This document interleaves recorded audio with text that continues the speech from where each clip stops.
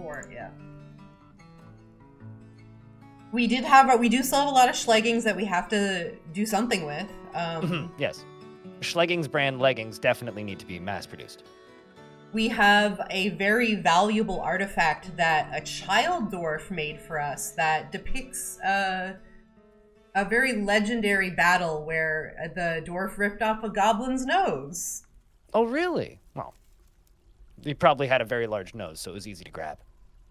Here we are. Okay, making sure I'm paused. That was one of the big things that people mentioned, is that I didn't pause the game. So I would stare at the menus and time would go by and everyone just silently watched as things went bad. So I did make sure that it is paused. We are good. That's going to be a really weird kind of thing about like this version, just because like in previous versions, Dwarf Fortress never really had that as a problem, because it was always like you opened a menu and the game will pause. Doesn't matter what menu it was in the older versions, the game would pause. I wonder if except we'll for like trying to do that, fix that. And so it's like I think for a lot of menus in the game currently, it's kind of fine, like especially for like little moods and people's thought bubbles and such.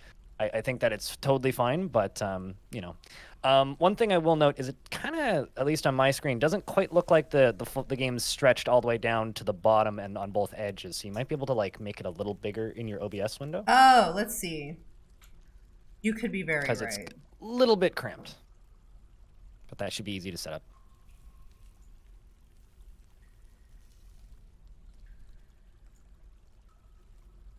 How's that? Is that better? I'm seeing it move slightly. Oh, is it cut off at the top? It seems to be cut off at the bottom on my screen, and then on the sides. Weird, because it shows it's fine.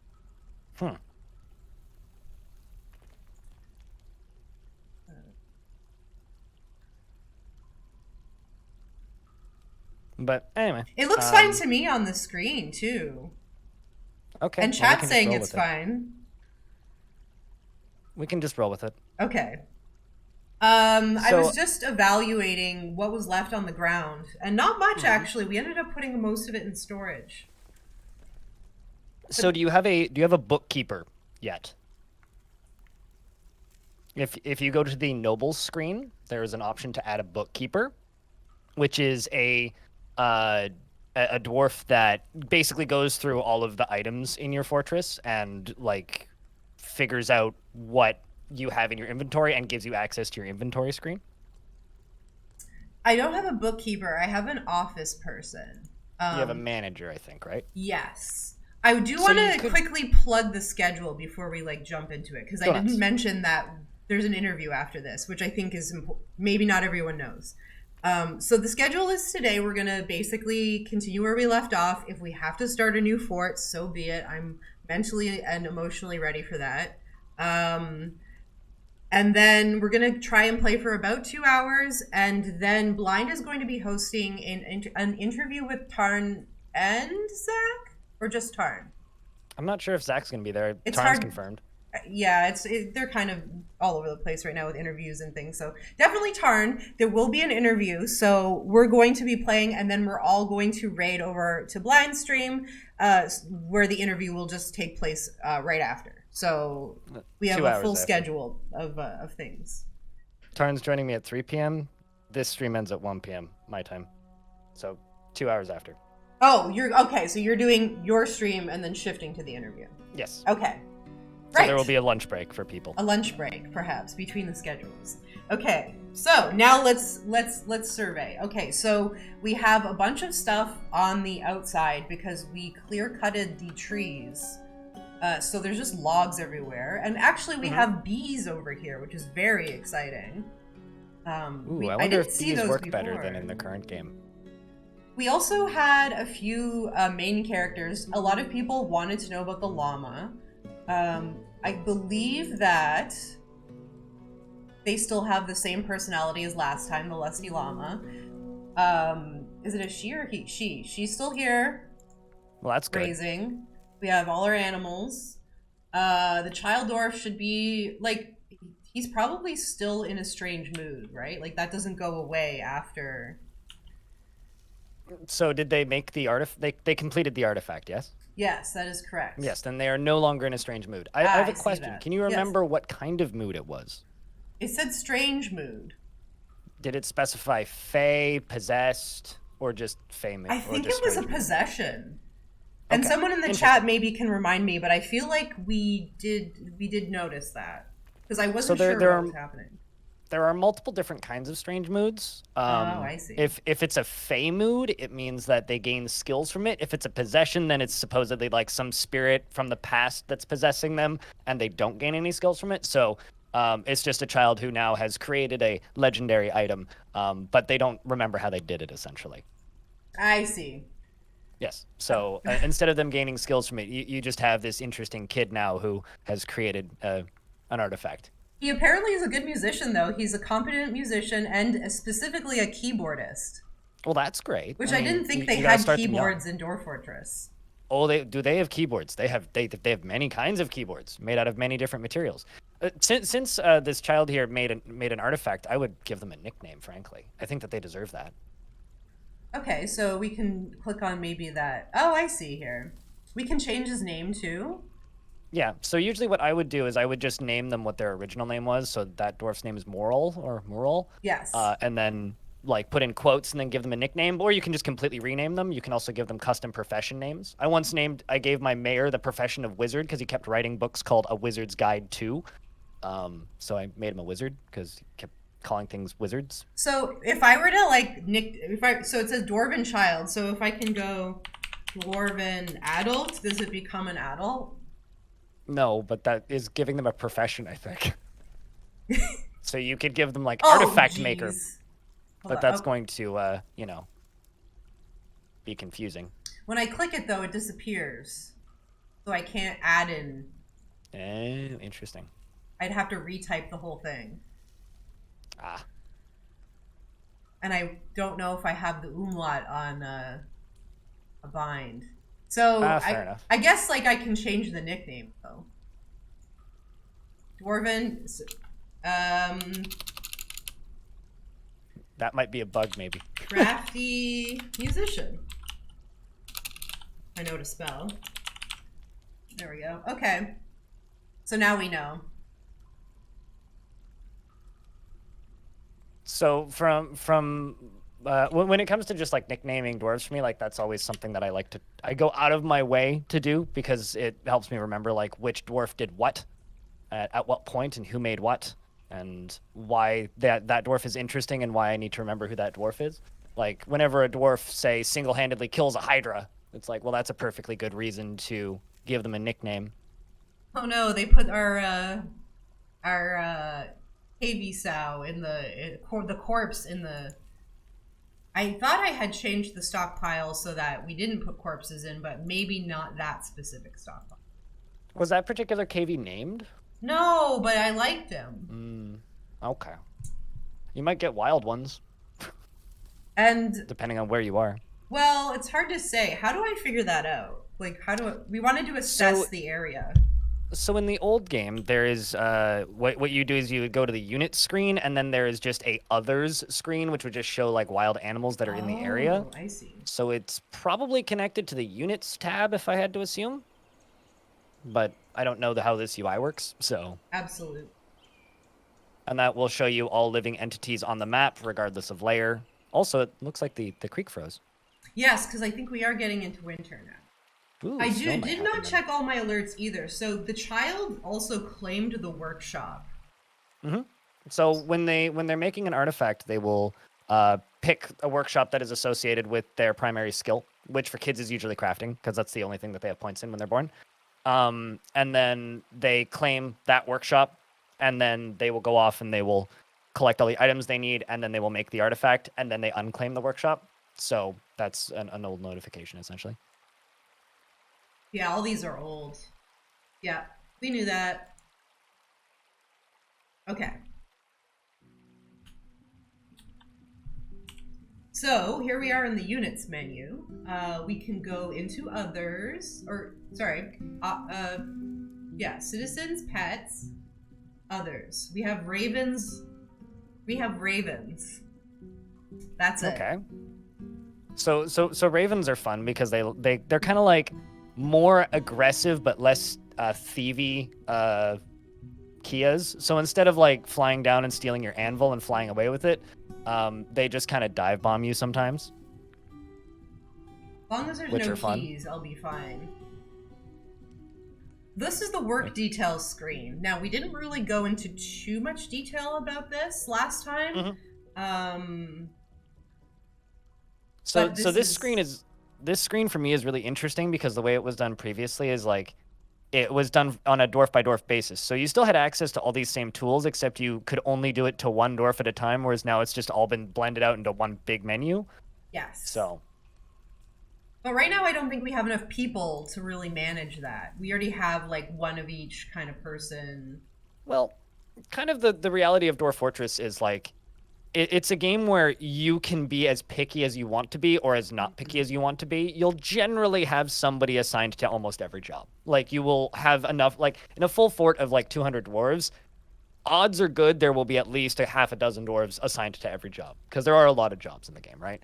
So the amount that you actually need to manage your dwarves in your fortress is kind of minimal unless you want to do that. Right. So at this point, we could be as picky as we want and give everybody as many jobs and be as specific as we want, or we could just, kind of just let them do their thing. As long as the jobs are getting done, it doesn't really matter.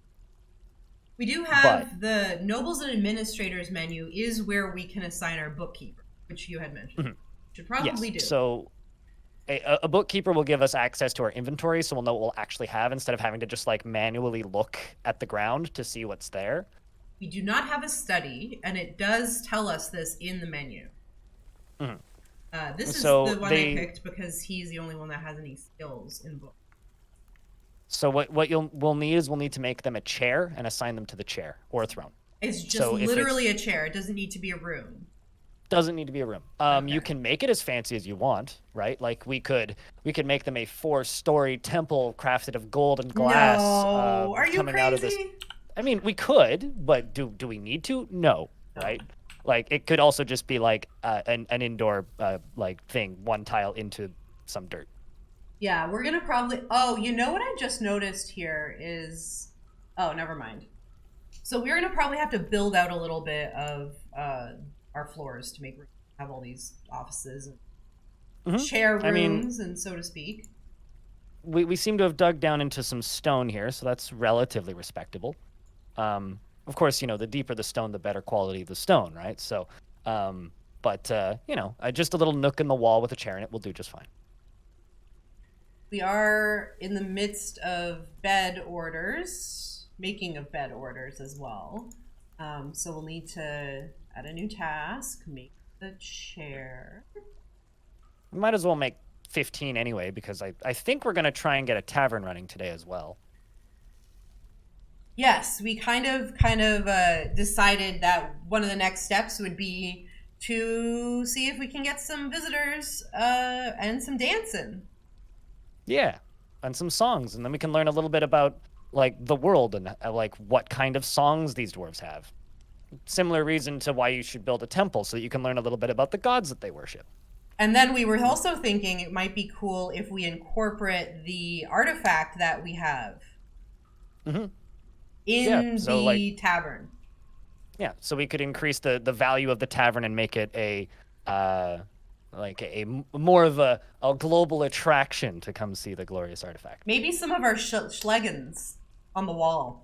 Perhaps. I mean, we could put engravings of the schleggings on the walls. Oh, yes. So that, like, it's an advertisement. So that people will see, okay, they specialize in this. If I need this, I'll come here. Definitely. This is the leggings fortress of this world. Yes. Okay. All right, perfect. We got that. Why isn't it making? It says it's active. Did I pause it? That would be why. The game is paused. Although I don't think anybody's going to come back because, as if you weren't here for last week, we did delete our trade depot mid-trade. And Tarn informed me in that moment that we probably won't get any traders for some 10 years. I feel like Tarn was exaggerating there unless the game has changed pretty drastically. It really depends on who you're offending. If it's the elves, yeah, you won't get traders for 10 years, and they might invade you. If it's the humans, they're already going to invade you. If it's dwarves that are not your faction, you won't see them for a couple years, but they'll come back. And if it's your faction, they'll come back next year, but they'll just bring less. So we should probably make sure that we get another trade depot constructed at the very least, just to see who shows up. Oh, what is this? Patent Thobid, a masterpiece chair. Ooh, you've got a nice quality wooden chair then. Maybe that's the chair that we should give to, like, our nobles. Or just wait and put it in the tavern. Oh, the special chair. That can be like the regular that goes to the tavern gets the special chair. Mm-hmm. Also, you're humor me for a second here. I'm really kind of curious. Do you know if the ASCII swap button has been added to the game yet? Not in this version.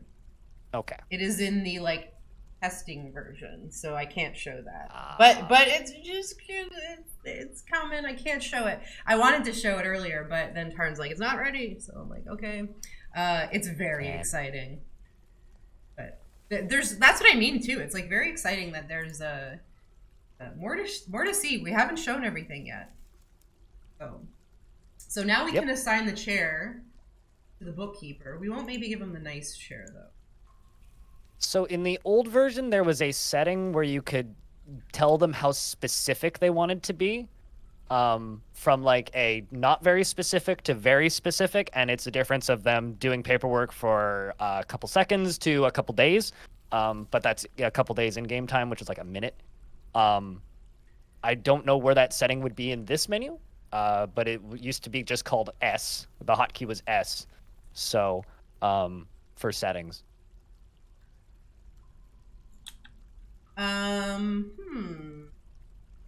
Oh, you know what I didn't do? I didn't make it into a zone yet. That's probably why. Yes, we will need to make it into a zone to be able to make it into a room now for offices, because it would just be listed as an office, I would assume, right? Because the way it worked before, for anybody who's played the previous games, you hit Q on the chair and then make it into a room, select the size, make it into a room, and then assign it to the person. But now it's just click and drag, make an office. I think this is how it goes. Boom. Seems correct. We need to assign it to the dwarf, I think. Which I still think is in that menu I was in before. Needs meager study. Oh, I don't have the study yet.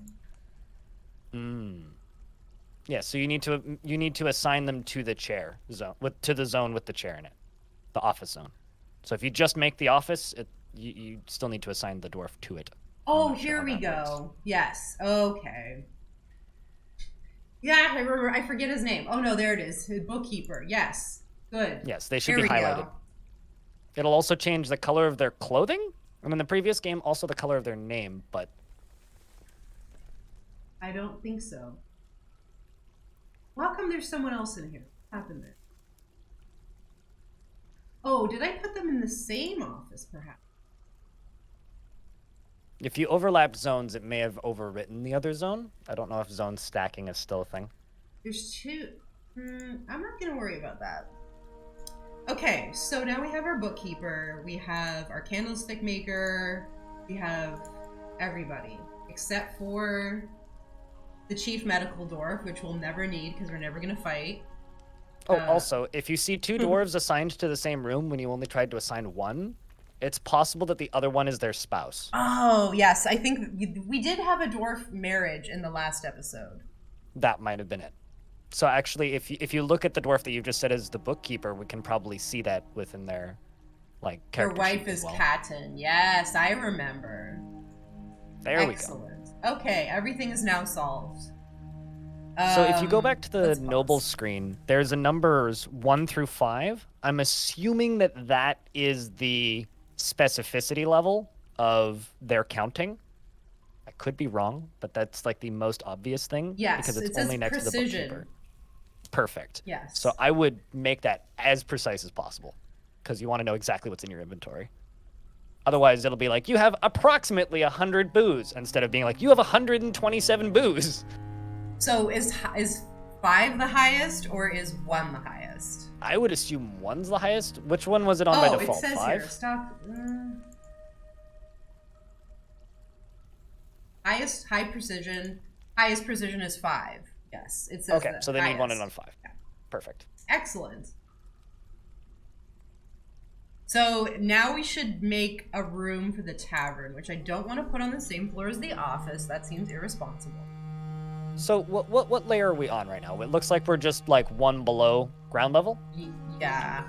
So when you're chopping down trees in Dwarf, it can theoretically put holes in your ceiling if you're digging on ground level. So you want to dig down quite a bit. Yeah, we need to go down like way more.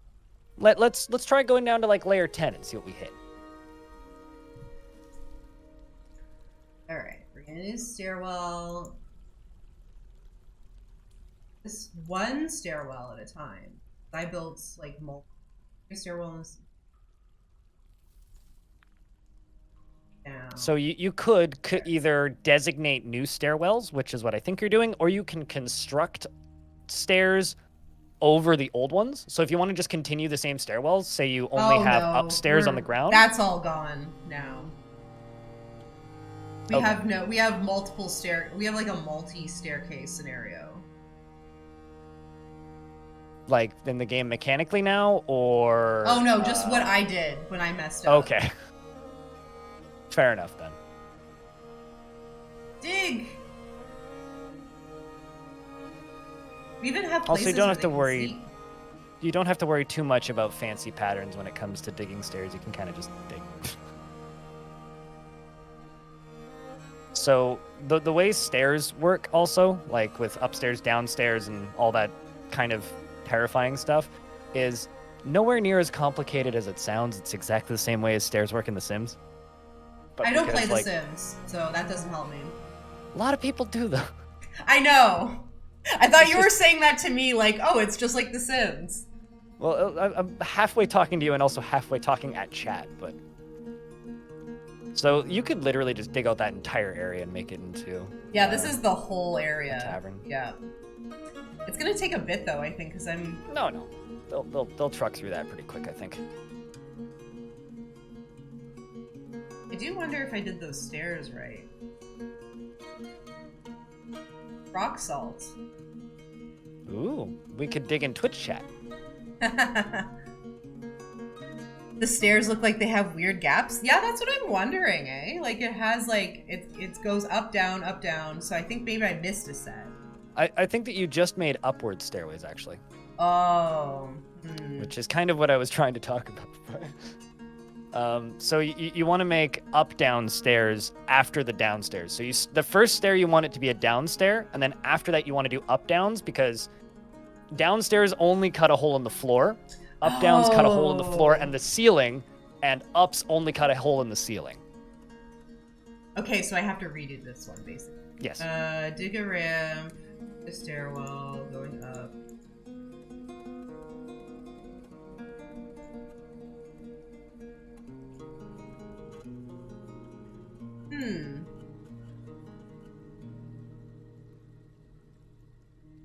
How did I do this? Oh, hold on.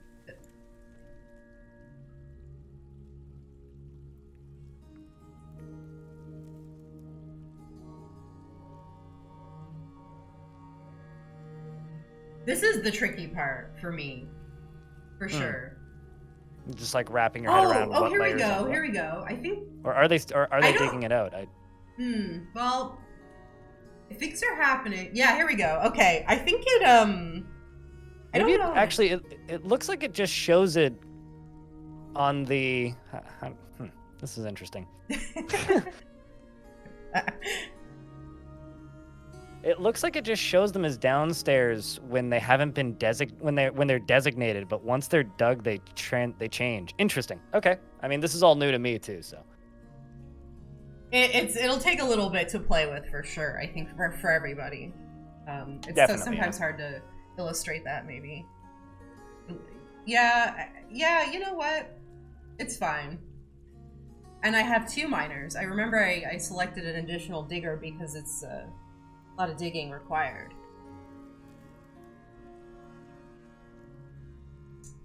Limestone we got down here. We got chalk.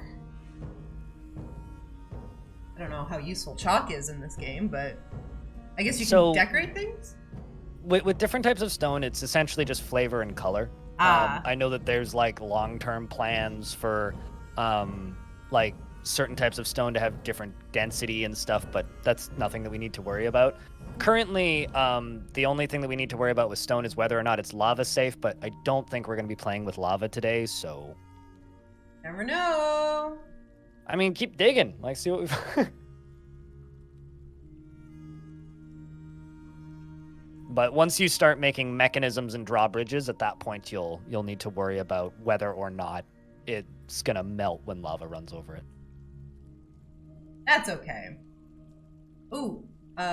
Jet.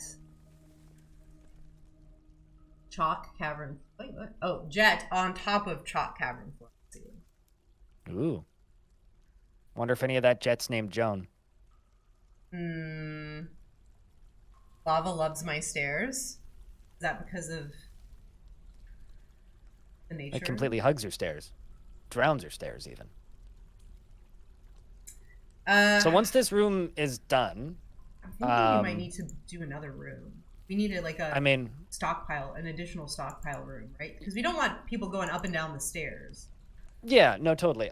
Usually what I end up doing is I will build kind of like a brewery district. So I'll have a bunch of different hallways with big rooms kind of surrounding the brewery. And I will make like a kitchen and then stockpiles for food around that, and then put the tavern close by, so things just need to bop one room to the other. And then if they run out of alcohol in the tavern, because you'll need to like put stockpiles in your tavern to stock up on things in your tavern itself. Once that is all, what's the word I'm looking for here? Once they run out of stuff in the tavern, they can then just quickly jump over to the kitchen and grab more stuff. We're also going to need to make cups or mugs. Or goblets, depending on the material. How did the dwarves drink normally, then, if I didn't have the cups before? Pick up barrel and throw head back. Oh, I see. Fair enough. But if you make them cups, then they will fill their cups up with liquids, and then, you know, they'll be much happier with their cups. So the difference between like cups and stuff, assuming this hasn't changed, is cups were made of wood. Mugs were made of rock. Goblets were made of metal. Well, we have a lot of rock and wood at the very least. I mean, technically we have rock and stone, but that's a different video game. The children are playing good. Rocks. Just piling up. There's a lot of crap all over the ground, and we need to remove it if we are opening a proper, legitimate business.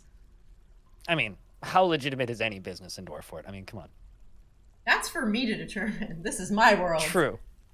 I mean, you did tell your dwarves to steal an entire caravan. I didn't tell them to steal it. I told them to pick up the things that the traders left on the floor when they rudely came and littered all over my fort front. Certainly. So it looks like the tavern area is kind of clearing up a little bit. I probably need more. We could make a zone. No, I didn't want them to put the beds in. You could change the stockpile parameters so that they move stuff. I could have did it so that you can say, no. Oh yeah, you go to custom, no furniture. You can just say no furniture, please. Or siege ammo on it. I mean, siege ammo is important, but you know. Not in my house. I'd be surprised if we have any already, but the trade depot had a little accident. That's all. It just kind of, it's like, you know, when you have something like, and it just like a building just collapses. Sometimes that happens. Surprise unplanned deconstruction. Okay, so now that we have our layout, what's the first thing we should build? Should we build like another carpenter area so we have someone on site to make mugs or cups? I mean, certainly that's something you could do, or we could just put I would assume a stone. Actually, I don't know what workshop it would be in, but it would either be a Krasdorf shop or a stonecutter shop to make stone mugs.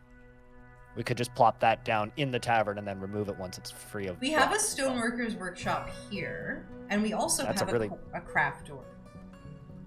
That's quite the distance to haul those boulders, though. That's what I mean. But, okay, yeah, we'll set up another one, but that just means we need another person to deal with that, right? Mm-hmm. So let's put a little office in the... Yeah, I like this. And then we can either make the jobs specifically in the specific workshop, or we can could just go into the manager's screen and just do a mass order for all workshops. Oh, we do have a manager. Can I speak to the manager?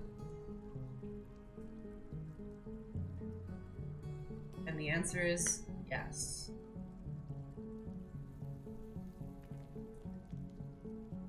There's still rocks and stuff. I guess that's fine. So we need our workshop. We need this workshops. What? Carpenter? No. Was it a carpenter we needed? Well, I mean, if we're talking about making mugs, I would use it as an opportunity to clear boulders, which would be stone cutters or craft stores. I don't know which shop it's tied to these days.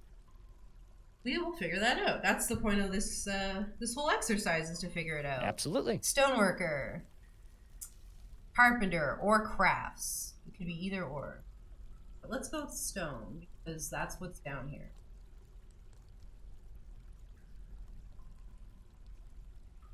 And play. The children are down here. They're all playing now, including our... Children do as they please. Oh, no. Although, supposedly they do more jobs in this version, but I don't know how that works. Like, they help haul and stuff. Oh, sorry, Captain. I switched them. That's okay. Okay, so now we're gonna make cups out of the rocks. What is the name of said rock drink item? So it would be mugs, but like I said, I don't know what shop it's in. So it's either... So actually, I would go to the manager's screen, because I think you can sort by job and just type in mug and see which workshop it shows up under. Yeah, because it doesn't look like it's stone. Then it's probably the Kraftsdorf shop still. I wasn't sure if that job got moved. You go to the manager.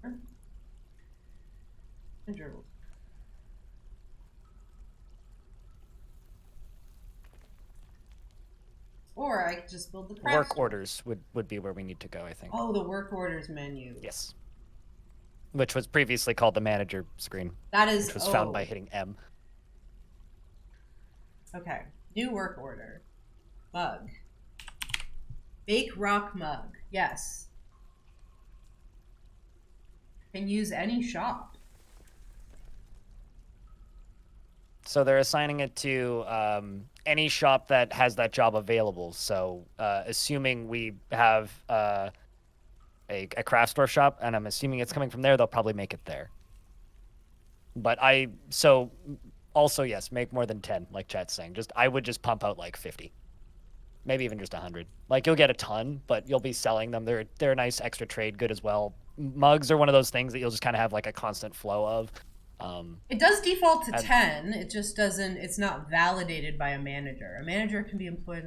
I think you can increase the amount by hitting plus ? Because before it's validated, the job isn't done. The way it worked before is you would type in what you want, press enter, and then type in the number that you want. But because there's a plus minus there, I immediately think that it's probably increased that. Or is that? Oh no, that's number of shops. Interesting. Weird. I don't know how you would adjust that.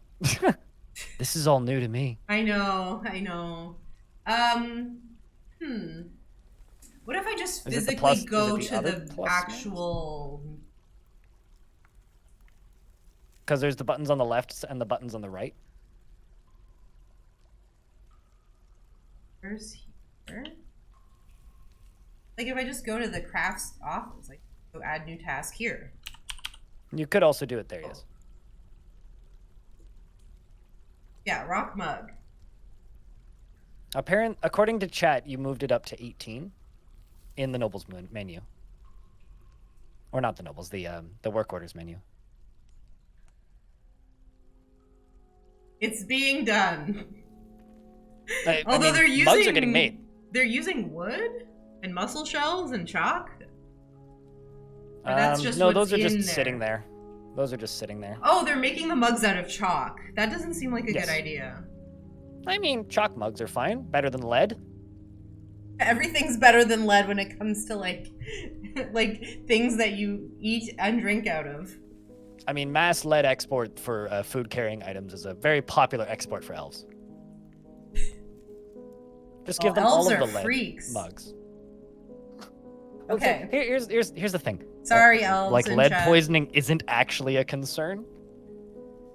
Okay, so we have like all our mugs now that we should be able to build a legitimate business out of that. Theoretically, but because like money has no meaning. People who come visit, they just come visit and they pay with their entertainment. And they get free alcohol. This is Dwarf Fortress after all. Burrows are work and living areas where citizens can be assigned. Workers will try to limit their tasks to the confines of the burrow. We don't... Is that... So burrows are something that you want to set up for, like, once you want to limit certain doors to certain areas of your fort. Which usually means, I'm under attack! Everybody hide inside! Ah! I see. So is it considered a dining hall, or is that something else? It's the room that we're trying to build would be a tavern, but I'm not entirely certain. And child? A baby was born. Oh, the Carpenter family. Well, that's cute. Brand new baby boy. Yes, there's the little baby noise. I'm kind of sad I can't hear the stream because chat's going on about baby noise. Oh, we have new migrants. Oh, we have no migrants. Sorry, it's an alert telling me I have no migrants. Okay, so there's no option for tavern. It's bedroom, dining hall, dungeon, fishing sand, office door with barracks, garbage dump, tomb, gather. Is it water source? I guess not, eh? Because then water source is for like a well. So I don't actually. I would assume dining hall then. That sounds right. Because previously the way the game worked, actually you'd make a meeting area and then you'd assign it off of the meeting area, and then I according to chat, dining hall or meeting hall can be made into a tavern. I see. And then we have to, I guess, make like little tables and chairs and like a little bar and things like that. Yeah, so I would try making it into a meeting hall and seeing what you can do with the meeting hall. Because why don't I do one half is dining hall, one half is meeting hall. Sure, you could. And then we can just see what we can do here. Shield button. There's a little shield button that makes it into a tavern. This assign a new.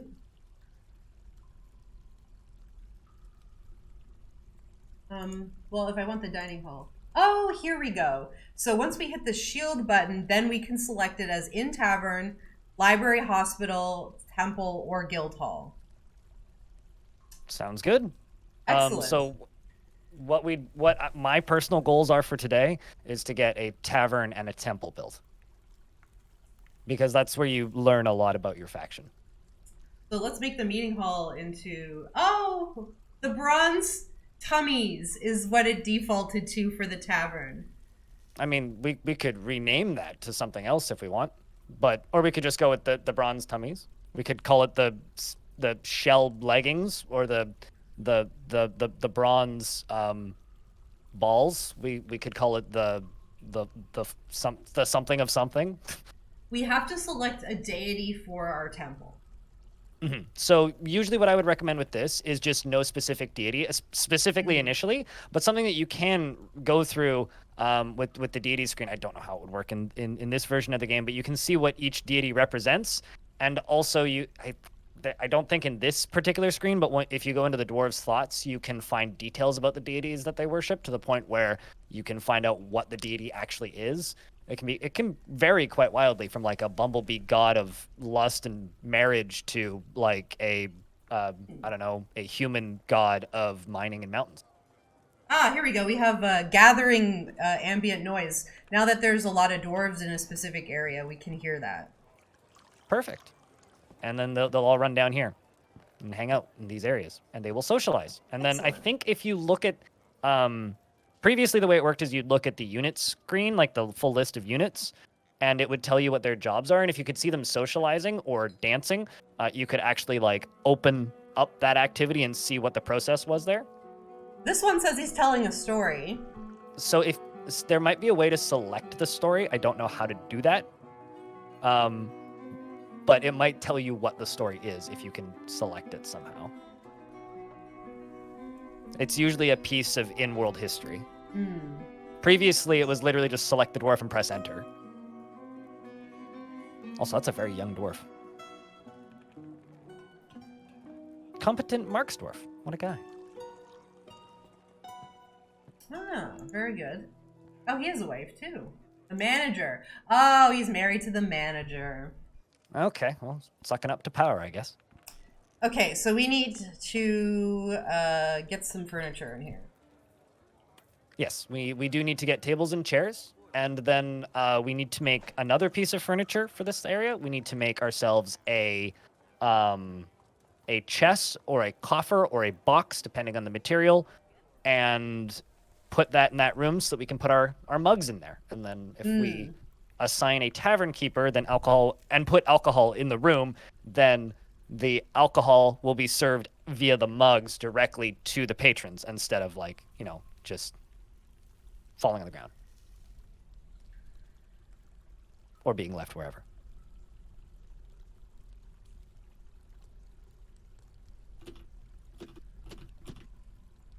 Let's move up the priority of the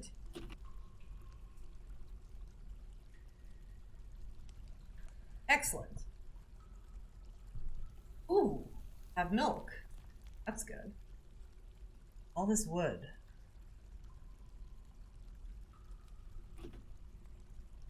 Bugs going.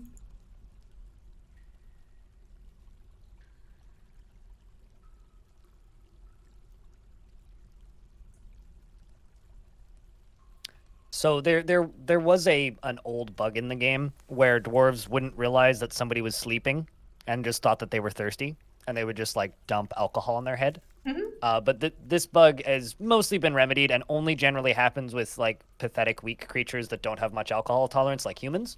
So there is a slight chance if you have a tavern keeper that they might drown a human, but it's pretty unlikely, and I haven't had it happen in multiple years. Oh dear. So, like the accidental drowning of over alcoholing a patron in a tavern is a once major issue in Fortress culture, but since has remedied itself a little bit. Mostly.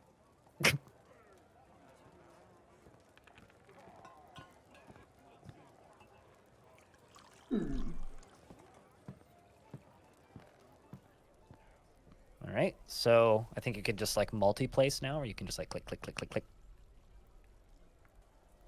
Also, bouncing off of something that Clino's saying, assigning jobs from workshops is kind of a bad habit. It's better to use the work orders menu. The reason you want to use the in the old game, the reason you wanted to use the work orders menu was because if they canceled the job, then it would just vanish from the workshop entirely, and you'd have almost no notice of it. I don't know if that's how it works now or if it's tied directly into the workshops menu, but it's generally what the vast majority of people do is they'll just go into the work orders menu and queue up all their jobs there and literally never click the workshops. But yeah, it's just kind of like hard to play optimally when you're learning, but absolutely. Yes. The work menu probably would just save me a lot of time. So I have 2 chairs. I have some tables going. I don't think they're done yet, though. Well, they might be. Dwarves are pretty quick. Especially because wood's go. light. Doesn't weigh a lot.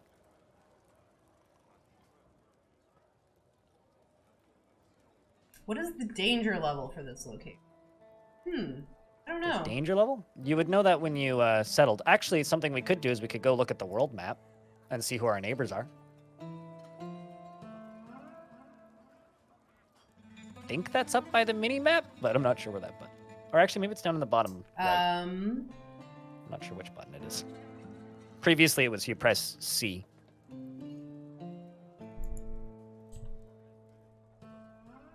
Probably. Zoom in on play area. Recenter on the deepest level. Edit recenter. Display Bottom water, right, I think. Go up and down arrows. Looks like here a on the map. bottom. Open the world screen. It is now hotkey Y. Cool. Okay. All right. I don't know why they would have done that. Again. Wait, why is it taking me here? There we go. Okay. We actually haven't done this tutorial yet about the world screen, so maybe now's a good time to go over it. The world created at the beginning of the game is active, and others may take an interest in your outpost as it grows. Stolen artifacts and kidnapped citizens, that's very upsetting, can be recovered by preparing missions from this screen. You can also cause trouble if you'd like to raid your neighbors. Raids are created by clicking on any site not belonging to your civilization. Okay. So then we can, there's all these like handy dandy buttons on the right here. We can center our fort, missions, news and rumors. That's very fun. Gossip. So something that's fun, because you have had a trade caravan come by, you could click on the news and rumors and see if there are any news and rumors. Sometimes you'll see sometimes you'll see people moving around and stuff, but if there isn't much activity, because this is a tutorial world, yes, looks of chat. It is the tutorial I would world, expect it to be a little bit less active, because I would assume that the game would make it such that you're not going to just get murked immediately. Right, exactly. So we have another group. We have the Trampled Quake, which has, I guess, where you can see what they have. Interesting. It shows percentages now. Yes, these are the people that we screwed over, I think, because they wanted legwear and meat, and that was very exciting for us as a civilization of the Trampled people. Quake. So I'm going to just assume that that's your faction is the Trampled Quake. Is it? I would assume that, because they're the only ones that would know where you are, and they're the ones that would come trade with you in the first year. So in Dwarf Fortress, when you settle, you're a fork of a different faction, basically. So you make your own site government, you run your own fortress, but you're connected to like a mountain home, which is your faction. Oh, I see. Okay. So when you make a new fort in a world that you've played in previously, you can select what faction you want to be, and there's usually at least 2 to 3 in a world, sometimes as many as like 15 or 20. And you can select who you want to align with, and sometimes dwarven factions will go to war with each other because, like, maybe I stole an artifact from somebody. You can also get into civil wars with your own faction and such, which are catastrophic. It's a good idea to kind of like have an idea of what is in your world and who's around and who can potentially come and visit and stuff like that. So we are here in kind of like the top rightish corner of the screen, but it's interesting because I like this these random artifacts from various other people, and it says click to recover. So like that would be sending dwarves to this like civilization to steal like their artifacts, right? You would need a military to do that. Right. Although they will try and get the artifact peacefully initially, unless that faction refuses. At which point then it could turn into a bloodbath. There's all kinds of fun things you can do. You can steal like legendary items from creatures from before time and like learn about things for redacted reasons. You can also, just like steal a random sock that somebody made. Well, that seems a little... I did notice there seems to be there's a goblin fortress nearby. Ooh, well, that's cool. Don't tell them that we're here. Well, it's kind of they're kind of close, it seems, right? Like they're right next door. If this is us, that can't be good, right? That's not good. Well, I mean, it's not bad. I mean, we've plenty of time. We're two small fish for them to really even notice. Did you notice this so here on the map? Well, you'll see in a second. There's like a war happening, I think, between, and it has like a little icon here that shows us like the battle is happening, right? Yes, so it's kind of difficult for me to see some of this stuff because it's pretty small. But it's like I don't know if I can zoom in. That's a good question. Can I don't think so. But essentially, the way it worked before is you just hit news and rumors, and you'd see like little lines moving around. You could see your little refugee camps and such. Yes. But yeah, that's what that little beige thing that's moving. Yeah, not mouse wheel, not center. I'm trying all the classic buttons, page up, page down, type thing, plus minus. Yeah, I don't know. I'll have to ask Tart about that. You can do it here, but not in the world map. Control scroll? Oh, let's try that. Oh.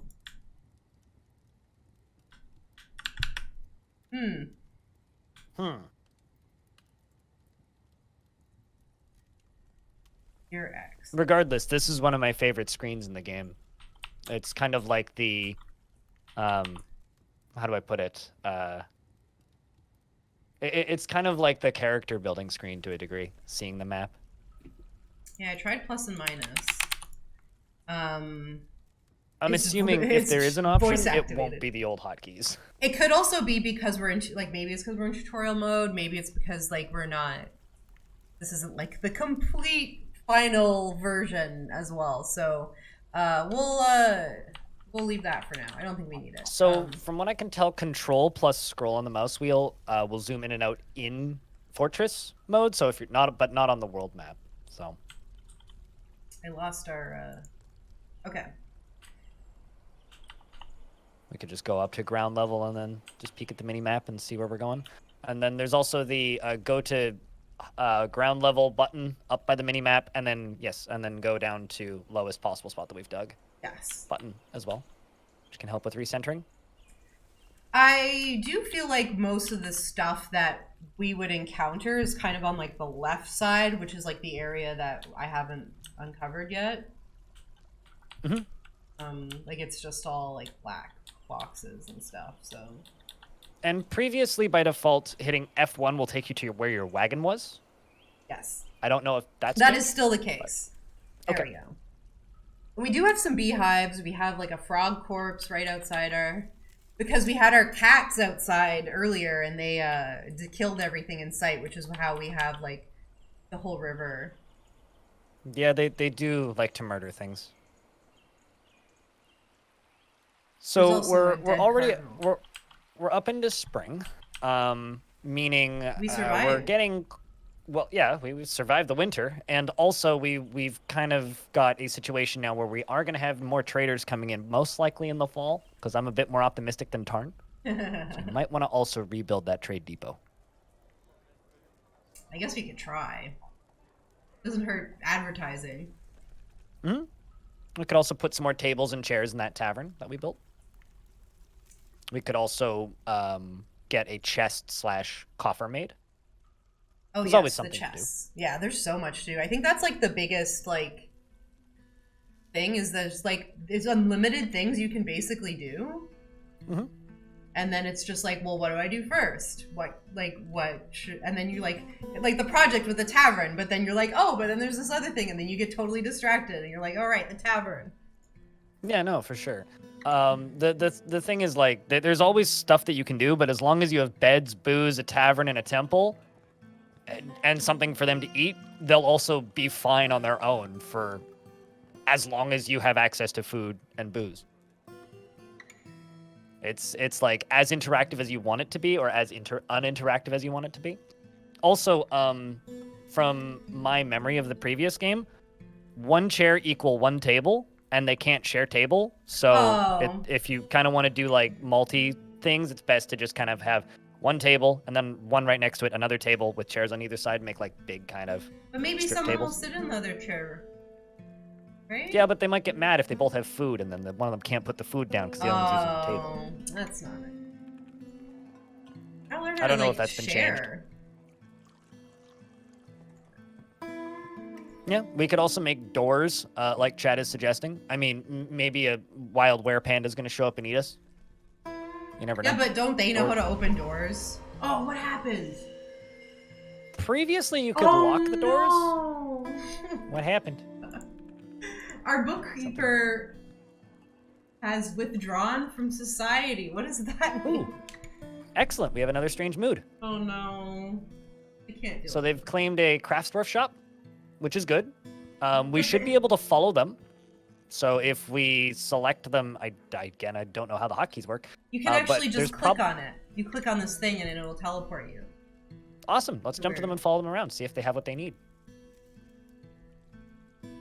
Since we, like have all the stuff from that caravan, we'll probably be fine. I would imagine. Oh, it's highlighting it right here, right? Oh. Benel is his name. Where's Benel? That's Locum. Well, okay, so that was where they were initially, but the game was probably Oh, unpaused, so the shoot. dwarf has probably moved. So I would go to the unit screen and see what job they have assigned right now. Unit screen is... Because if we go to the unit screen, it should state who's in a strange mood. Oh, wow, we have a lot of people. How did all these people show up? Here we are. Okay. Well, we got more migrants, right? Oh, he's here. Okay, so he's making something probably, right? Strange mood. Yeah. So we can jump to them, I think, with the magnifying glass? Yep. So we just got to basically see what's going to happen. And they're I think it's the camera button follows them. but I It says could be wrong. peculiarly secretive. Okay. Yes, camera button says to follow this creature. Okay, so I have a question. Can we select that workshop and see if there's items in it? Yes.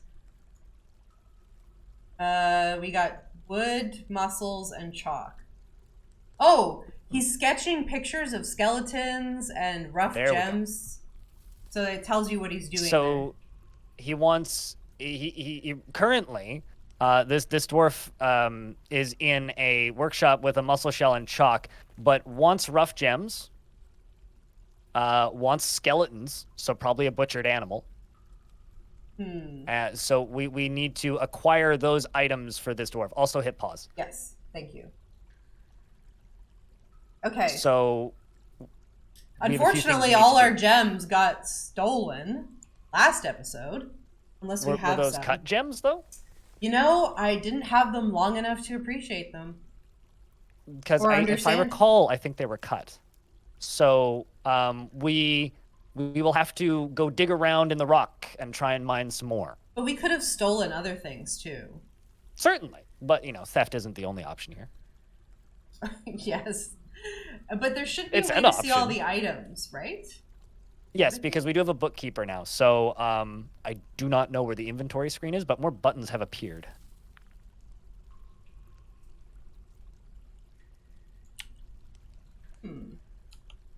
Objects, maybe? This is all activity. Chat saying, oh, stocks top center. Oh, there we are. Right. And we haven't seen this one yet, but if you don't have a bookkeeper, yes. Okay, so this is exactly what we need. Oh, yes, so we can see all the things. We've Yes, so got- because we have a bookkeeper, they're counting everything and we have access to this menu. Oh, this is excellent. Okay, so we have If- 2 cut gems. We have 4 large gems.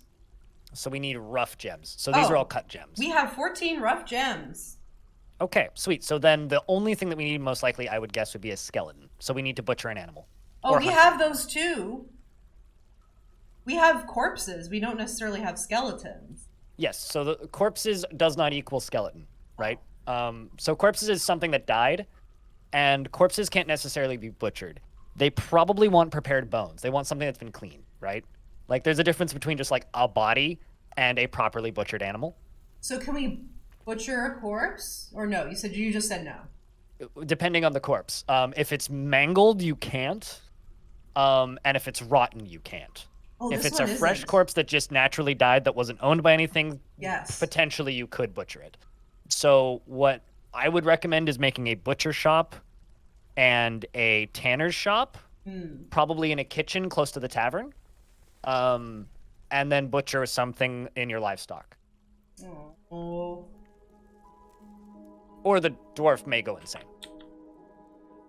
But we want to do that, right? Yes. Well, we don't want the dwarf to go insane because the dwarf's valuable, but livestock is replaceable. That's true, but then it would be fun, right? Well, it depends. I mean, do you want the dwarves to beat that dwarf to death? Or them to go take their clothes off and then wander around until they starve to death? So we can do the leather, which is the tannery, and the butcher, which would probably be under farming. I would guess, yes. Butcher, here we are.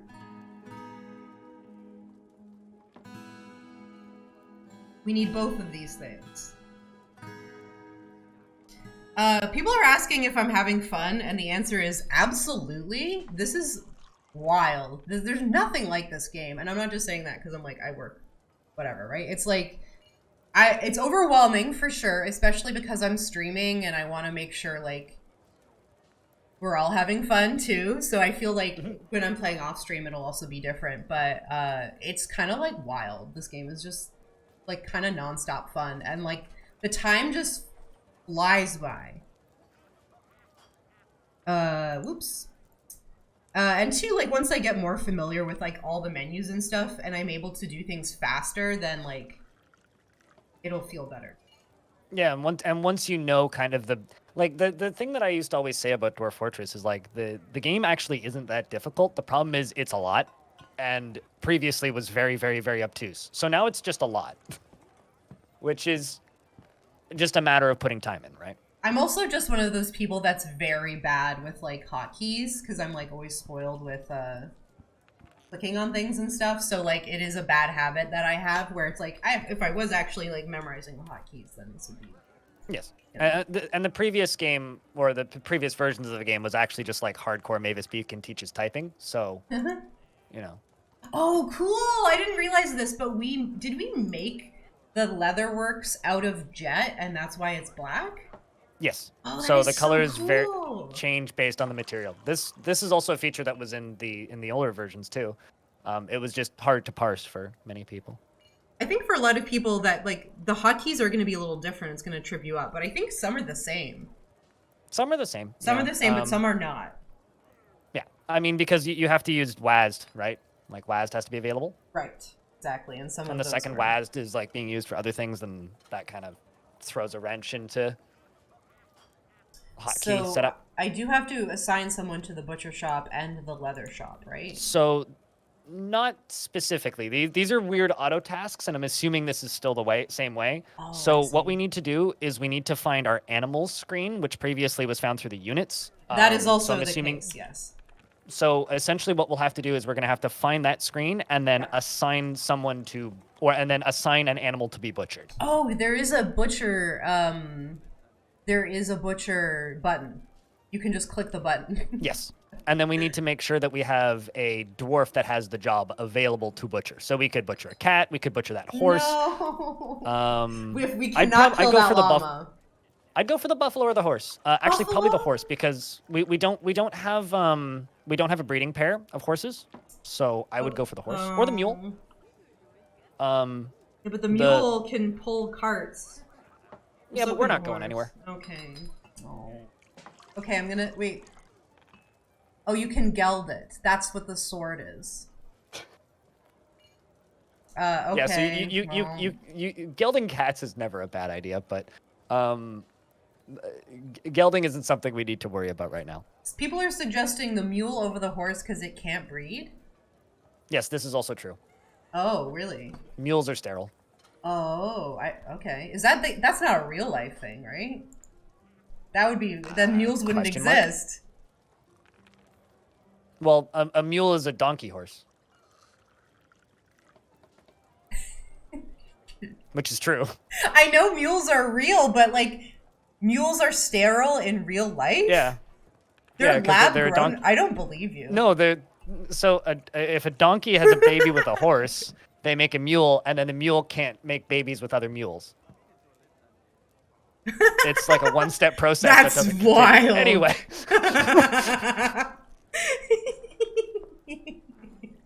I don't know these So- things. I just assumed that they were things that, you know. It's you like can... a liger. It's like a lion and a tiger, which has That's, happened to zoos. that's true, right? Yes. Oh, Lord. Okay. Now we're gonna kill this horse, which I just... Or why not both? Okay, unpause. Is he actually gonna grab the horse and bring it down here, and then we're gonna see, like... I mean, we don't need to watch. We have to. Do we have a food stockpile, out of curiosity? Not down here. Oh, no! There it is. Hmm? Oh, no. Oh, there it is. Yep, there. Okay. What? It's gone. Okay. The reason I was asking about food stockpile is because we don't want the meat to rot. So we may want to make a food-specific stockpile, maybe like in a slightly different room nearby. Okay. Because we don't want that meat to rot, because it will smell bad. Oh, yeah. We don't... And no one's gonna want to come to our business. Also, chat room is asking if we can zoom in. Here. Yes?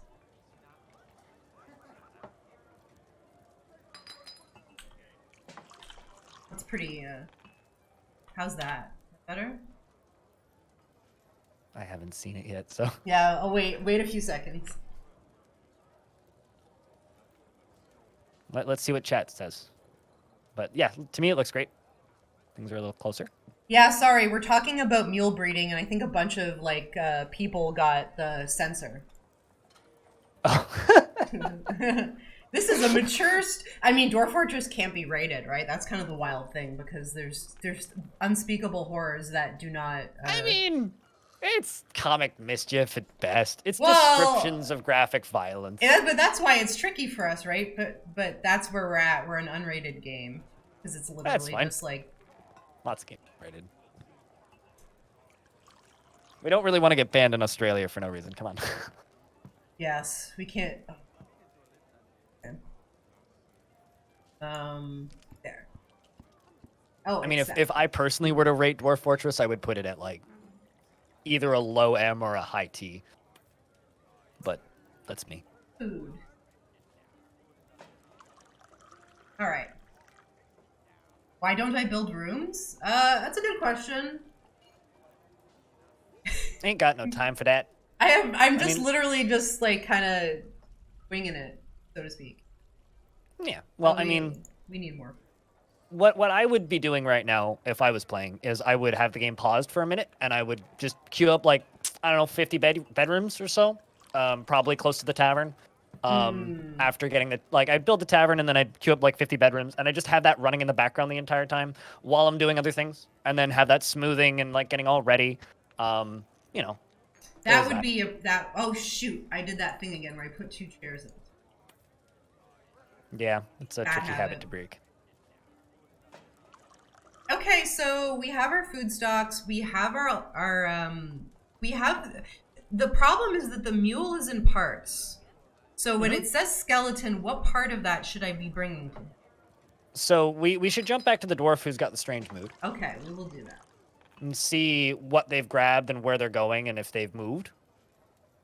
Oh, he's already begun a mysterious construction. Perfect. So he probably grabbed the bones he needs already and he's back there and he's doing his thing. That was fast. Yes, no, the dwarves move. And like, Oh my so goodness. because Dwarf Fortress is tied to frame rate, the frame rate that the game is running at is the speed that the dwarves move at. So, especially early on in a fort, like you will get some natural slowdown like any silly builder, right? Like as things get massive, like there will be some natural slowdown. I don't know what it's going to be like in this version, but in the previous game, like you'd start off at like 50 frames a second and you'd go down to like 30. Oh yeah, look over at that. the first few years. He took the and bone straight out. the speed the dwarves move at early in a fort is kind of nuts. Yeah, that was. He's already took what he needs. Okay, so do I just press play and wait for him to be done? He's doing his thing. And he's working secretly. Working secret. Well, I mean, he's right in the middle of the hallway, so not really. But... Well, he's not saying anything. Furiously working.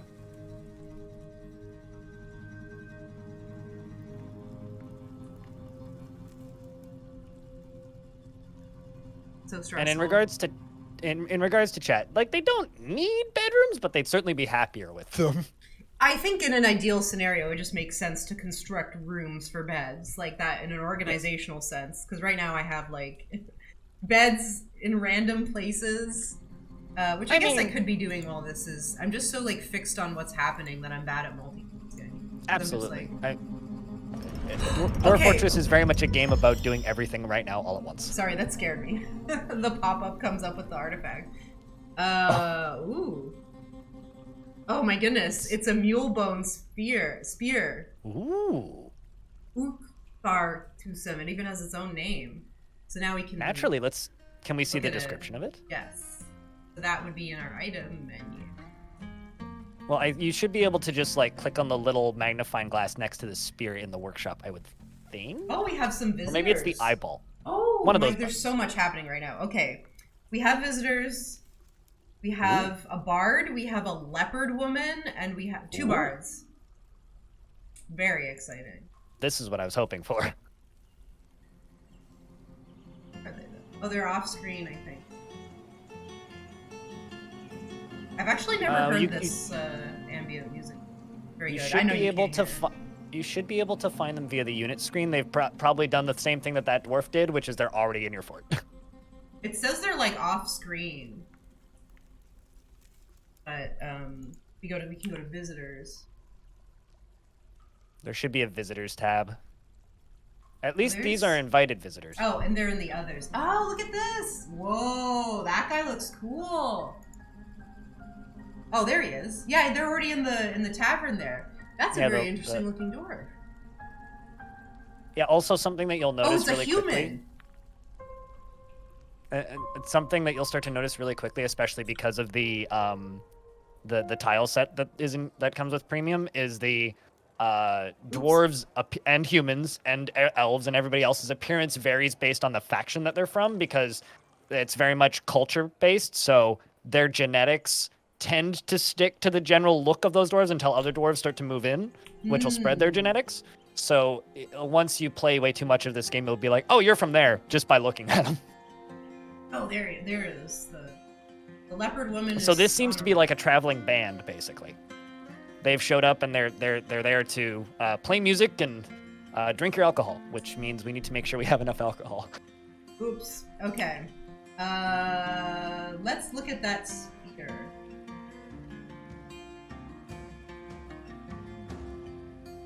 Here it is. The first courtesy.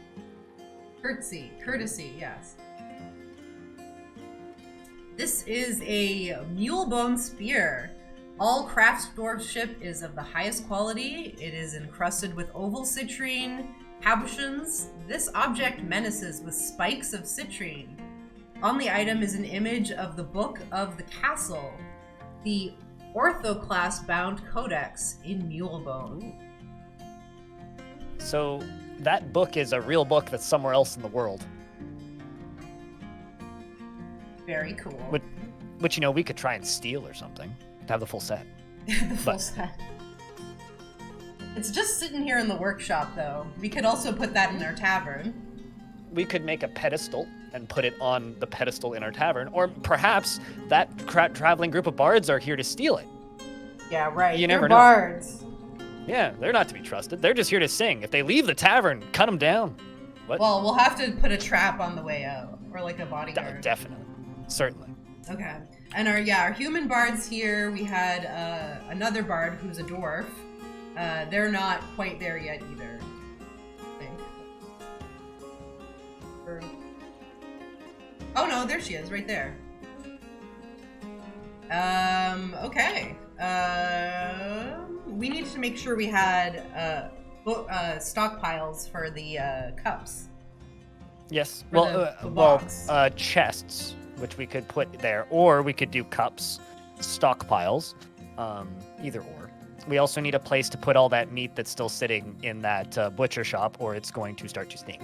Oh, I have the food stockpile right here. So the question is, have they started to move that prepared meat to the food stockpile? Or is it still full of meat? I think this is the question. I guess no one's doing it.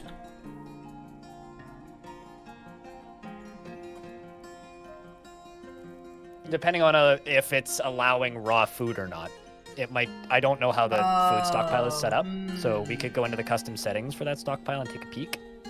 Also, it looks like most of the stuff in that stockpile is hoof, hair, cartilage, and other things. So maybe I think it may rot, have already been put away. But the skin might rot. Okay. I don't think so. Why can't I click this? We could also make a refuse stockpile somewhere, unless you've already done that, where they can just go dump that stuff. Oh, one of the things we want to do is build the bedrooms.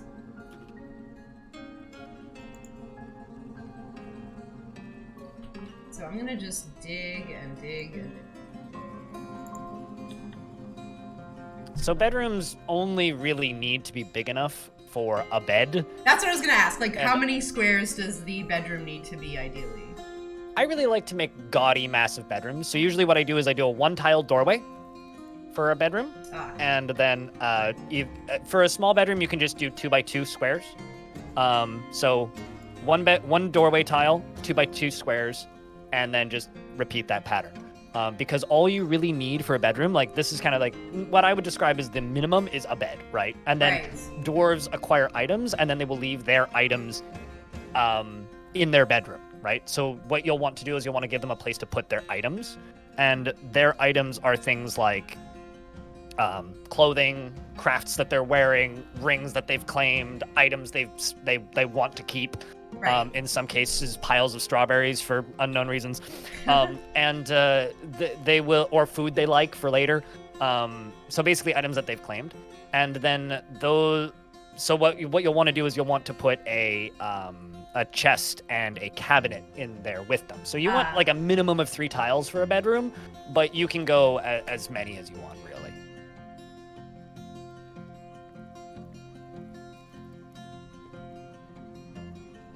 Also, when it comes to working on stockpiles, try clicking the stockpile itself instead of just the little sign, because I think the little sign kind of is a little bit deceiving. It sticks up above the stockpile. Oh, yeah. There we go.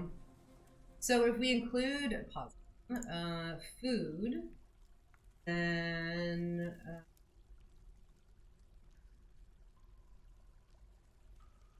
custom. Okay, so if we go into food, it tells you all the things. Yeah, but my assumption is that because you have a bunch of everything stockpiles up on the upper floors, they probably just quickly moved all of the meats up there. I see. So most likely what's happened is all of the meats have been spread around on the other stockpiles. I mean, what I would do at this point in this fortress is I would just go get rid of those stockpiles on the surface and redistribute everything elsewhere. That sounds like a lot of work. It can be. It's Dwarf work. Okay, I do need to build that thing. Which is the chests. Let's try not doing what I did before, and I'm gonna go into the work order instead. Got the brewing going, we got bed making. We've been making a lot of beds and not making a lot of beds, so I wonder if I can stop that. That's been going. We have our mugs going.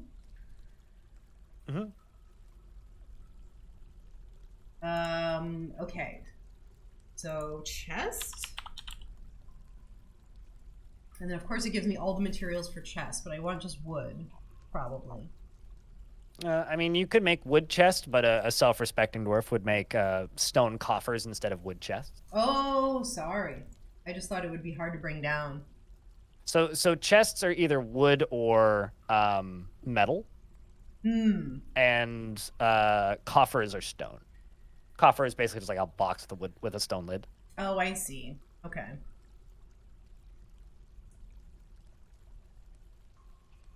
I have so much like crap everywhere. Also, to be clear, because I see people talking about this a lot, and I like clarity. Making stuff out of wood doesn't anger elves. Chopping down trees angers elves. Selling stuff to elves made out of wood angers elves. We did chop down a lot of trees last week. I mean, be reasonable. They'll ask you to stop eventually. Unless they're not close by, in which case then they won't notice.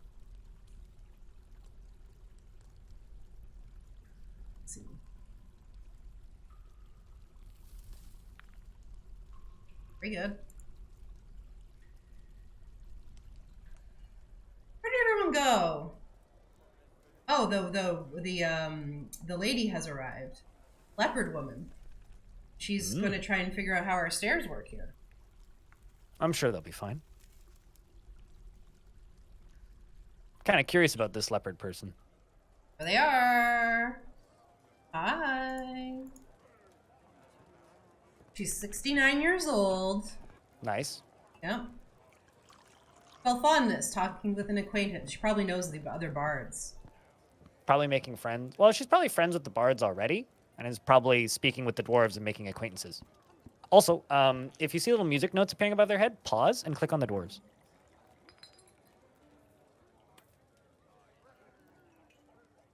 Because they're playing music, I would assume, or singing. I'm curious if we can see that activity, but maybe not. The ones that have the little... They have quotes. Yeah, so they're simulating Janets, or Janets, or whatever those are called, which is a musical instrument, which the instruments are generated for each world, so they all have random names usually. And the instruments are made out of random parts, which are usually difficult as heck to make. But they're basically playing air guitar. Oh, I see. So the way this would work previously is you just select a dwarf and then press enter, and it would show you what their activity is. I don't know if there's like an activity tab or something here, but like you should theoretically be able to get a full description of the song that they're playing, the instrument that they're mimicking, and what part of the song they're in right now. So I don't know how you would actually get into that menu, but... Yeah, I don't know.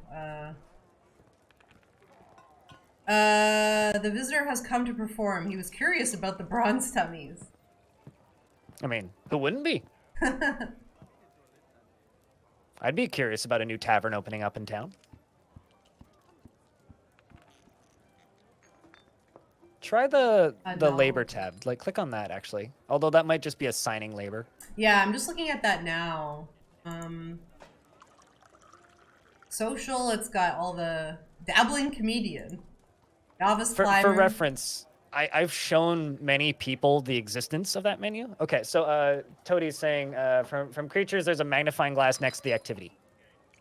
So creatures menu, I guess, or units screen. And it should tell us what they're doing there. Creatures. Others. Oh, a porcupine's in here too, and a peregrine falcon around. Oh, here it says guest sing, and then I can click on the... Oh, I see. Yeah, here we go. Yay! Thank you, Tarn. Oh my goodness, this is a... Performances at the theme, a bridge passage, and a series of variations on the theme. Hoods and trough. Now you can see the randomly generated descriptions of music. The composition is atrocious. Naturally. Not only did we let bards in, we let bad bards in. Yeah. Ugh.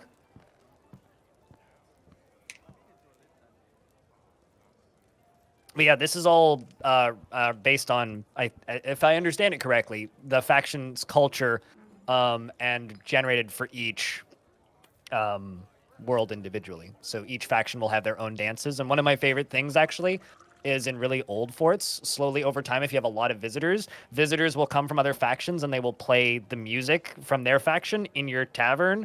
And then the dwarves will gain skills in those songs and those dances. And over time, like, the most popular dances might change based on who's visiting. Which is something I love.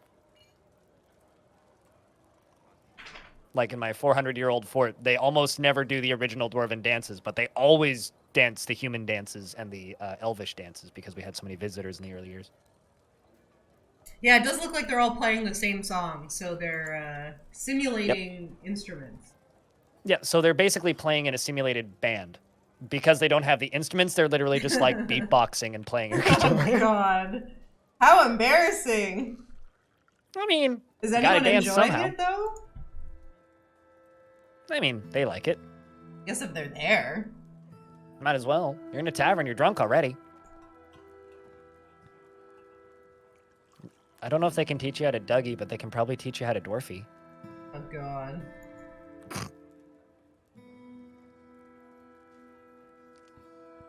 That's how Blind got kicked off the stream. But yeah, no, like basically they're singing a cappella. Everyone's favorite. I could start placing some beds in those bedrooms that have been dug out, or we could try smoothing walls. That's another thing we could do. Jinko beds. Just like jeans. Jinko jeans.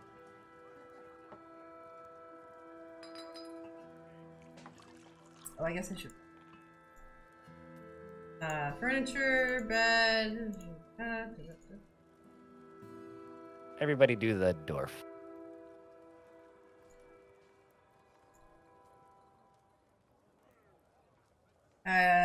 We have maybe about 20 minutes left. Yep. I'm actually very impressed with myself. Although now that I realize that the area I designated as temple now has the workshops in it. Yep. It's a. So what does that mean? I mean, the temple can be moved. Like we could remove that zone and then remake the zone elsewhere. We're gonna have to. I mean, I don't want people to like worship like the workshops. Also, according to chat, if you click the keep building after placement, you can just place all of the beds instead of having to go through the menu each time. Yes. Tarn did teach me that as well. And again, it's like bad habits. I'm forming a lot of bad habits. All right, place the beds.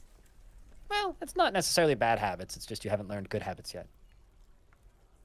Excellent. So now we'll have to make those into bedroom zones. I'm good at this part.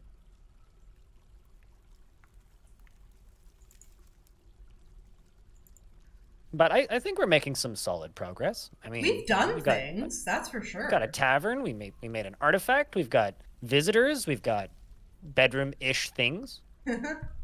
We also had the office for the manager, Yep. bookkeeper, have you? So does that make that all into one bedroom, or does that make those into separate bedrooms? Separate. I don't actually know. Okay. So that's a cool thing with the zones that's changed. So you could do paint or you could do fill. Interesting. And so you can see the little border that kind of designates the separately. Yeah. Previously there was fill to room and paint, but like if you were to just make like 5 zones at once, it wouldn't make separate zones. It would just make 5 separate zones connected to the same zone. So I'm wondering if those are now like a bunch of separate zones connected to the same zone, or if they are separate zones. Because I can't tell looking. I think they might all be the same, considering there's a bed up in the top left of the top one, and not the others. But yeah, and then when you select them, they all highlight. So I'm assuming those are all the same bedroom. So you've assigned 1, 2, 3, 4, 5 beds to the same bedroom. I think a door is needed. Yeah, everyone keeps saying build those doors, and I guess like eventually we're gonna have to do that. Doors are important. We could hop into the manager and just queue up like 25 doors.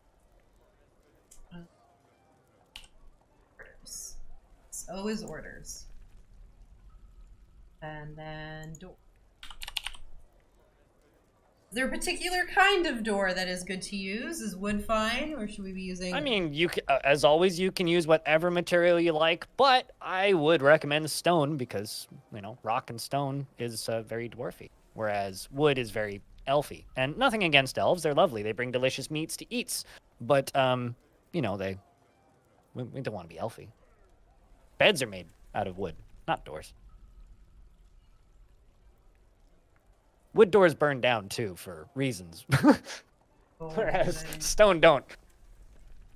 And, in the odd chance that there happens to be fire somewhere, you might want rock. We're not going to run into fire. We've already assessed there's no fire here. Currently. There is currently nothing flammable in the fort. It's just like I feel like I have so much wood. Like, what am I going to do with it? What are you going to do with it? Turn it into charcoal so you can smelt metal. Or that's advanced. Advanced? Here's the thing, right? Because Dwarf Fortress doesn't have a tech tree, like nothing is really advanced in Dwarf Fort. It's just a matter of learning how to do it. And like as I've said for years, like the only truly advanced thing in Dwarf Fortress is making soap. Once you've figured out how to make soap, you're an expert.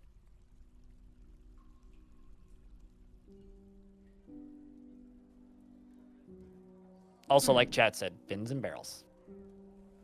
I thought I had an automatic work thing going with those bins and barrels, but maybe I didn't.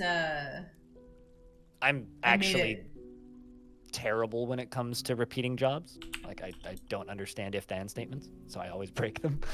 So I just do things as needed.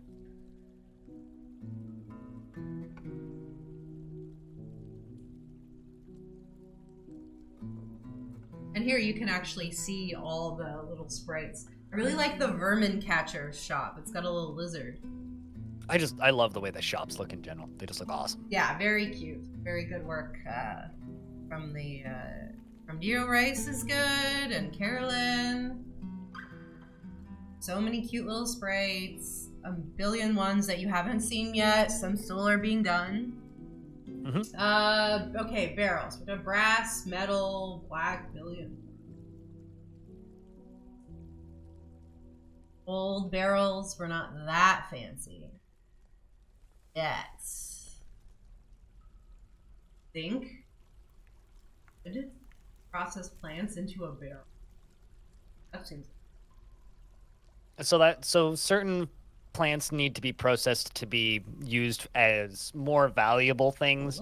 And as an example, certain plants can be processed just normally, which turns them into thread. So like if you have hemp, or if you have cotton, or if you have rami, or if you have a lot of those like plants that can be turned into fabrics, if you process them, it turns them into thread, and then you can, at a loom, they will just automatically grab the thread by default and then run them over to the loom and make that.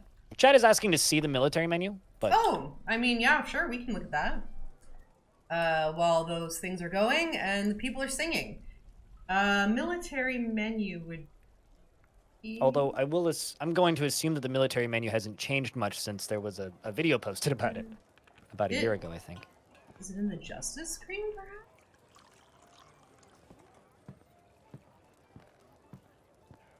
I mean, previously it was just M, but I'm just assuming everything's changed. Justice! That's for crimes.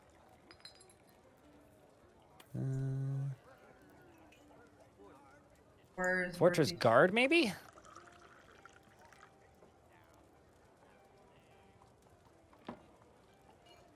That or blue banner bottom right. Bottom right of the whole screen. I keep forgetting. Oh, this is a squad menu. Is that correct? Yes, so that is a military menu. There is technically two. There's squads, and then there's the normal military screen. So squads is like kind of the simplified version, whereas the military screen is how you like assign people to yes. Where Tarn is specific saying types everything of happens from squads. Fill their If everything happens from schedules. squads, then yes, blue flag bottom right. I don't have a militia commander yet. That's what the first dwarf that you assign to a squad becomes the militia commander, at least in the previous game. So if you assign any dwarf, they will automatically run that squad.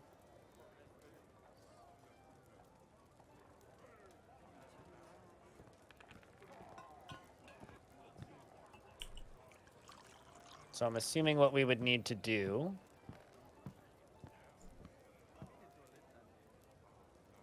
So yeah, go to the noble screen and let's assign a militia commander. Oh, and nobody is relevant. We don't have any fighters. Even the weaponsmith doesn't know how to fight. That's fine. I mean, you wouldn't want the weaponsmith fighting anyway. You want them smithing weapons. That is true. The expedition leader, perhaps? Is that a smart move? Because everyone else has a job. I mean, everyone's gonna have a job. This is Dwarf Fortress. Even if the job is hanging out in the tavern, pissed drunk. Very important job. Let's put the manager. Is that ideal? Let me do that. Yeah. They already have a chair and everything. That's exciting because I think we made an extra chair. Okay, so then now the button is available that we can create a new squad. Sweet. Choose a uniform for the militia commander squad. Leather armor, metal armor, archer. I don't think... So we probably don't have any armor, but I would No. just select metal armor, because if you do have metal armor, if something dropped from that trade caravan or something, they will just go gather it. Might be too late. Or you could set them as no uniform, and they'll just get really good at wrestling. And they'll teach each other how to bite very effectively and throw miscellaneous objects. We can do training, defense order. This is where we can do the patrolling, station order, kill order, equip. Custom uniform. And pro tip, do not tell them to kill your own dwarves. Just don't do that. Can change the symbol for the squad, so we can give them a color, whatever color icon we want. We can change the background. Can change the name of the squad too. Previously, you could just literally type in whatever name you wanted. So you could have the squad of the Lusty Llamas. Ooh. There we go. Currently, Squad they're name. called the Unions of Creating. That's kind of lame. Yes. Oh, look at this. It's gives you a list of things. Okay, sweet. So we can call it the something of something. We could call it we could just hit the random button a couple times, or we could be very granular. And it also gives you the Dwarven translation. So the Unions of Creating translates currently to Smor Dobar or whatever. But you could make it kind of whatever you wanted. Also, chat room, Unions of Donkey Kicking, please. Can I do that if I just type? Okay, the unions.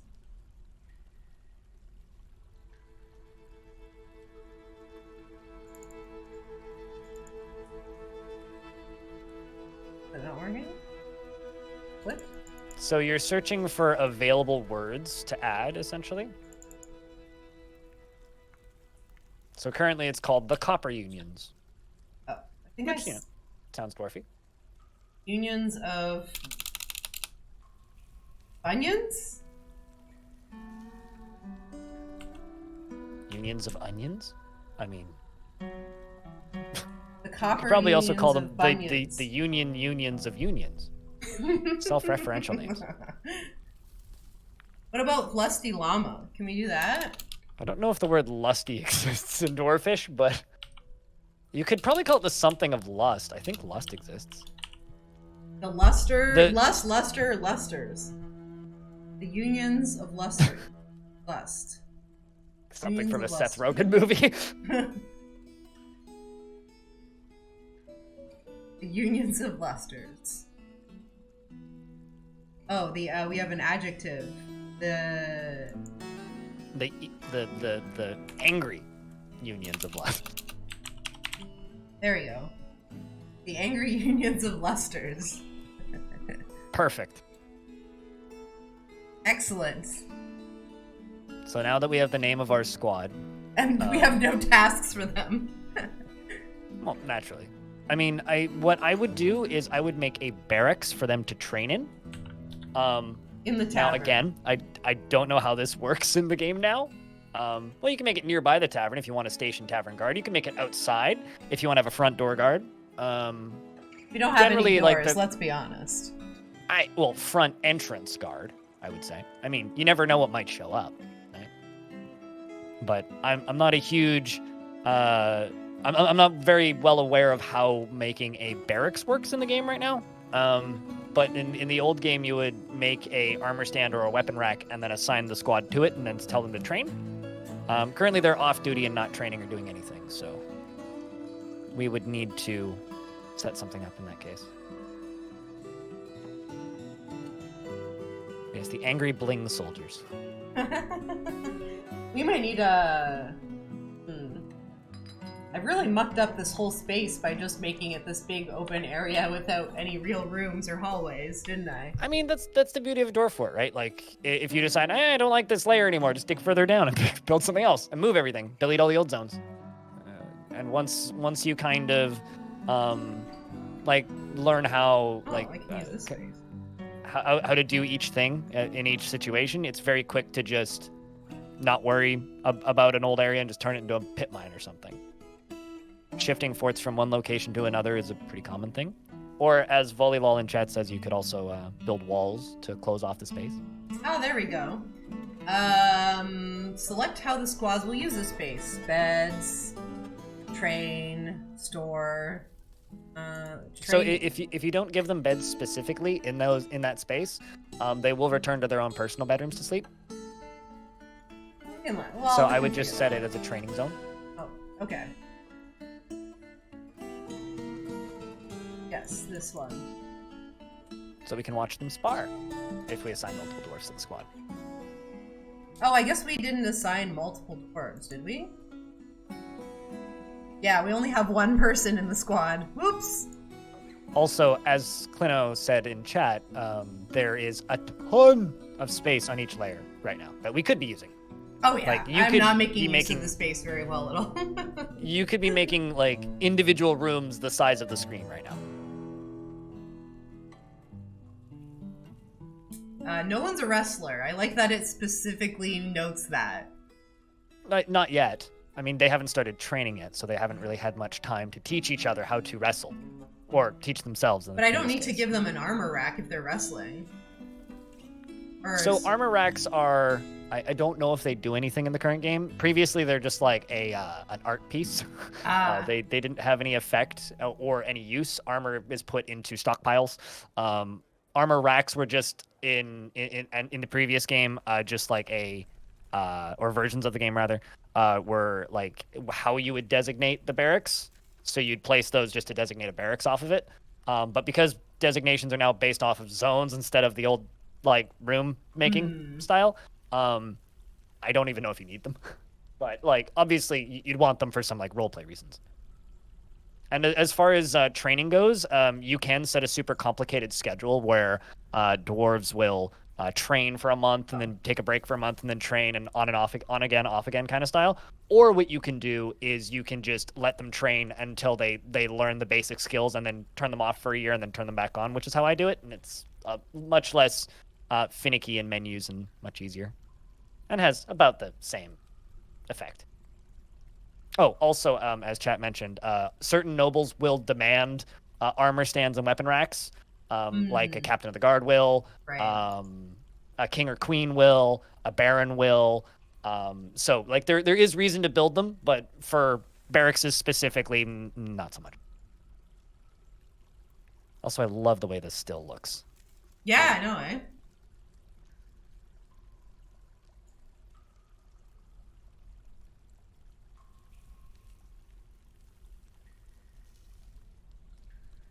I know order menu, but he was there, so ooh, what's this? Oh, a mussel, an unshucked mussel. I guess we're bringing in the stuff from we got our trade depot up. I forgot about that. Oh gosh, time, we're almost at time. Okay, so I maybe a lot of like housekeeping. So yeah, next Thursday we're going to be having another stream. I'm going to be hosting Blind raiding Blind in just a little bit. He will be playing some Dwarf Fortress, and then Tarn will be joining for an interview. Yeah, that time flies when you're having fun, that's for sure. Next week we are actually going to be joined by Salford Sal, who we've had on the stream before. I'm very excited to have her.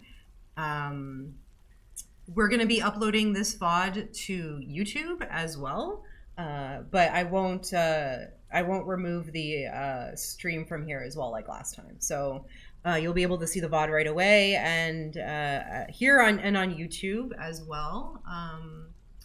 Make sure that you follow Blind. if we can do like a shout out for Blind, that would be awesome. And because the stream will be continuing, and maybe we can talk more Dwarf stuff there. We did a lot today. I'm very impressed. And thank you so much, Blind, for joining me. This was so much fun. It was good hearing your perspective, and I know you don't know all the things, but you basically you were able to figure out everything, I think. Just about. Yeah, I mean, like, it's just a matter of figuring out which menu things have been moved to, right? Yeah, I know how the game's working under the hood. It's just a question of where did they put it? Right, which I think is going to be a lot of people in your position too, though, right? Like anyone who has been playing Classic this whole time is going to run into the exact same problem. Sure. That you will. And now I'm going to go jump back into Classic and just be like, yes. Yeah, you'll be like, just forget about everything you just learned. Go back to Classic. So I'm going to let you get set up over there, and we will see you in a bit. Thanks for having me. Thank you. And see you in a bit, chat. See ya. Blind plays this game in his sleep. He sure does. Thank you, everyone.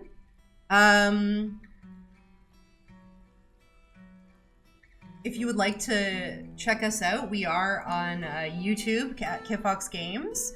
And that's where we put all of our VODs. We do any videos related to news updates, anything like that. We also have a Discord where we are all kind of hanging out, waiting for the launch, which is coming up soon. Only a few more weeks left. Very exciting. That is our first episode right there, if you'd like to check that out. Thank you everyone for joining me. You were also helpful. I'm so excited to start next week. And we're just gonna wait till Blind gets live, and then we're gonna raid him. So I'm just gonna take a look at that. Make sure you ask some good questions. Tarn is hopefully going to be able to answer a lot of the questions that I wasn't able to answer. Make sure you check out Gremlin for Mayor's countdown if you want a live countdown to really have just live at all moments. Yeah, do let me know if you want to join our Discord or join the conversation. We can kind of figure out where we want to go next week. If we want to, I think we can still continue this fort, but if you want to see anything specific, or you want to see me try something, like, I'm always up to suggestions. Maybe Sal will have some specific things in mind.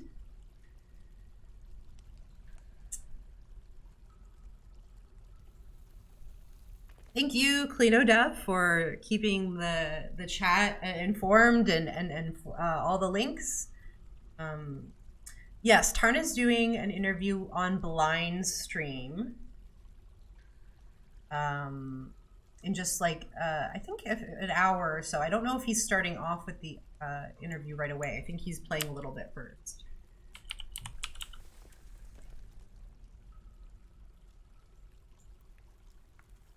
Oh, it looks like he's live now, so we're gonna send you straight there.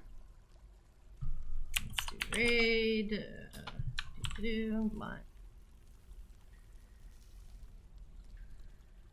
Make sure to say hi.